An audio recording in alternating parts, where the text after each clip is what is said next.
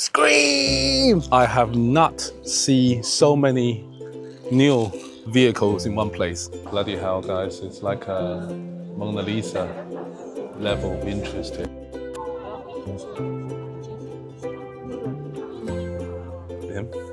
However, this is one of the few places in the capital that's really, really beautiful. This is definitely Shoreditch. I thought I'm back in East London. A monster that I have never ever seen it before. Check this one out. Okay guys, welcome to the land of Thor, of Odin, of the Vikings and the trolls. Guys, welcome to Norway. So the first stop in our Norwegian series is the Munch Museum right behind us. Edvard Munch is one of the native Norwegian artists. We're gonna go in and check out the Scream picture. Let's go. Guys, apart from China, I have not seen so many new vehicles in one place. Guys, now we are at the entrance to the museum, so let's go in and check out Edvard Munch. He's one of the first ever Norwegian artists to really start using impressionists rather than photorealistic style. So let's go and check out. Okay guys, the description here is super interesting, so pause the video if it needs to be. Okay, so Munch himself shot his own middle finger, and this is the painting of him being cured. This one is called Death in the Sick Room. The painting is called The Syphilis. The location of her skull is quite appropriate. Okay guys, this is why we're here. The Scream is the most famous of his works.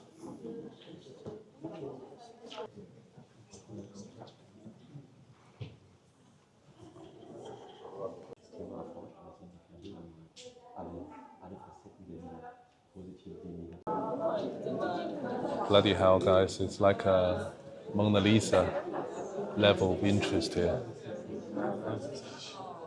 Yeah, but still.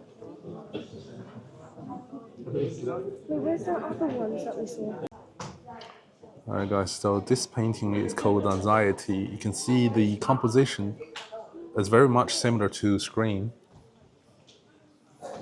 Okay guys, so we just finished the museum behind us. Edvard Munch is quite a unique artist in the sense that he's quite depressing. His art is very depressive because the theme of the art deals with death, sickness, love, jealousy, depression, and yeah, so stuff like that. So it's a little bit of depressive art, especially it's quite surreal because everything is impressionism. The colors are quite a mono color to make that depressive state more understandable. However, my wife and I just had a discussion, and she said, you know, what sort of talking about the art itself, and I just said, look, this art reflects the artist, right? So art, in effect, my understanding is that it is a form of communication. He put his inner feeling on paper in the medium of art, in the communication of painting, and that left to the other people coming after in history to sort of timeless communication of his inner feeling, that we can actually see what he felt at that particular time when the paintings were made. Of course, the most famous one is the Scream, and there are 3 variants inside the museum. They are slightly smaller than I thought, but they're very, very interesting. Lots of people in front of it trying to take pictures. You can already see it already. But yeah, I would strongly recommend that if you are in Oslo, you can't miss this museum. It's absolutely fascinating.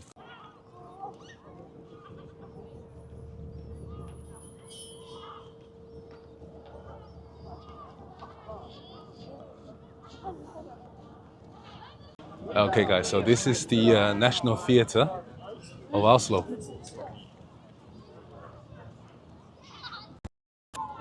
日本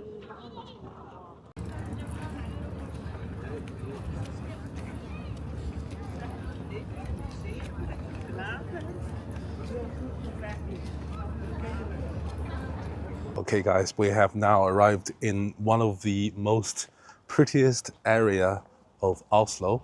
I'm not even gonna pretend to let you know how to pronounce it because I have no idea how to pronounce it. I'm gonna put it right here so you can actually see it for yourself. But those areas has a lot of 18th century and 19th century wooden houses. That's absolutely beautiful. So let me just show you around.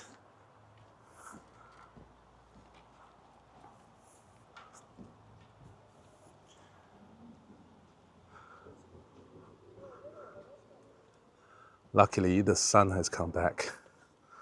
Look how pretty this place is with its peak fences, wooden houses, and a massive tree right in front of it. It's so cool. Okay, guys, the camera is not slanted. The road is. How very pretty. Way here, the taxi driver told me Norway is beautiful, very expensive. And then he said Oslo, the capital, isn't very beautiful. The most beautiful places are outside. I totally agree with him. However, this is one of few places in the capital that's really, really beautiful.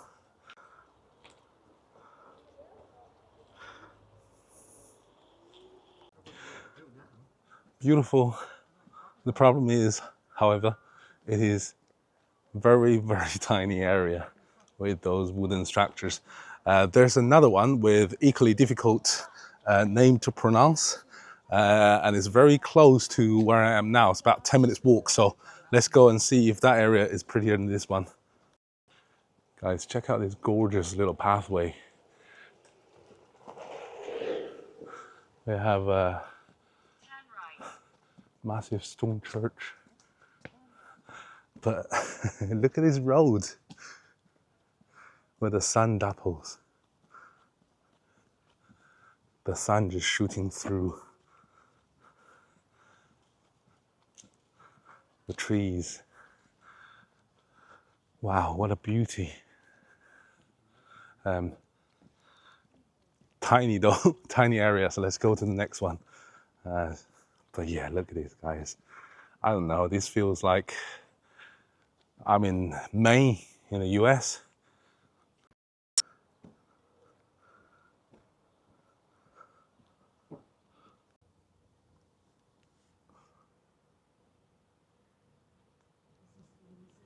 Okay guys, we have now arrived in the second prettiest street in Oslo.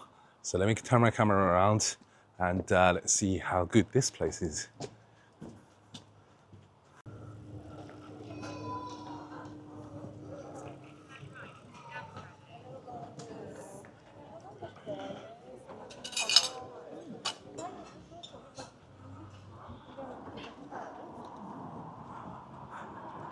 Right, okay guys, I remember this place. I was here doing the walking tour a couple of years back, but that time Oslo was raining pretty heavily.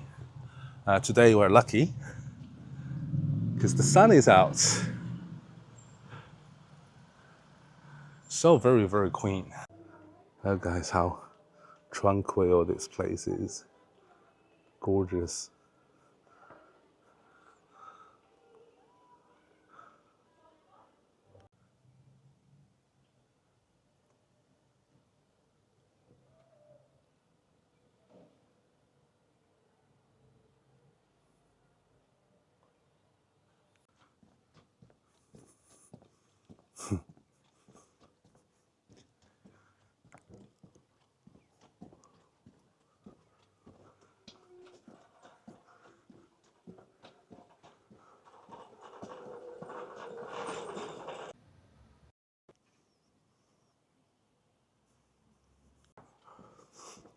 Again, guys, the same problem exists in this area as the previous one, is that it is so tiny.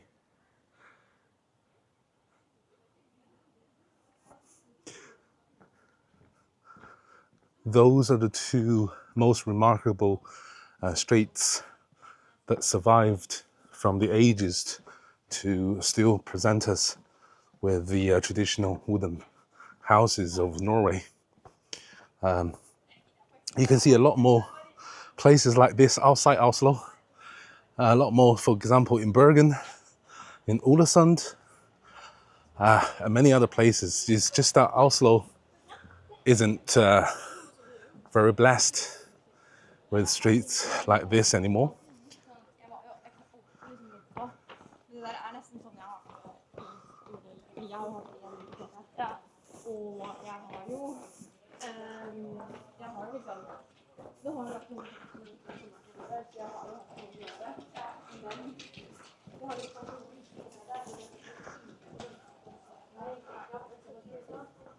Okay guys, I know this might be a little bit controversial, but the structures with those large vertical windows on the buildings definitely give me a St. Petersburg vibe.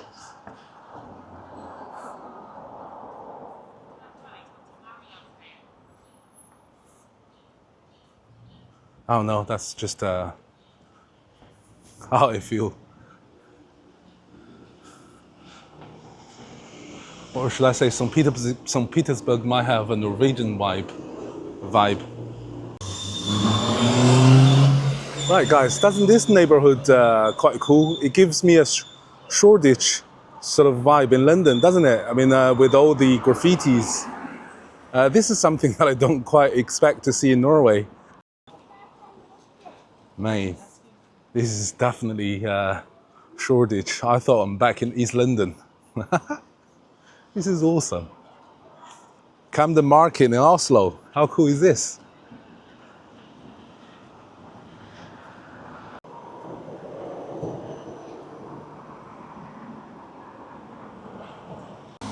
I take this might be a disused, defunct factory.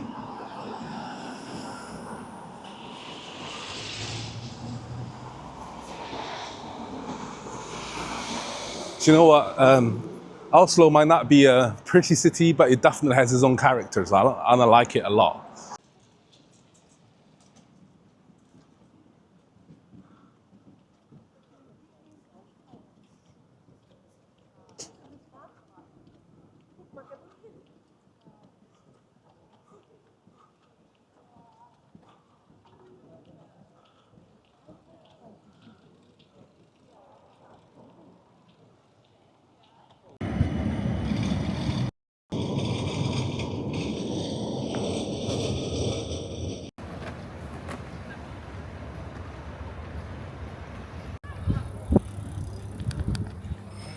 Okay guys, we are about to go back to our Airbnb now. I want to show you some really cool drink that I can only get in Norway. I have never ever seen anything like it anywhere else in the world. So yeah, let's go and check out the special drink I got. Okay guys, after a busy day, we are now finally back into our Airbnb. But before we came back, we actually went shopping. And I just want to show you something that I always missed having in England, in the UK. It has it before, but for some reason has discontinued. And that's this purple monster, which is absolutely delicious. But that's not something quite special. I want to show you something, a monster that I have never ever seen it before. Check this one out. This is so cool. I've never seen this one anywhere in the world. According to the shopkeeper, this one came all the way from the US, and apparently his corner store is the only one in the entire Norway that actually sells this one. So let's just a quick taste test.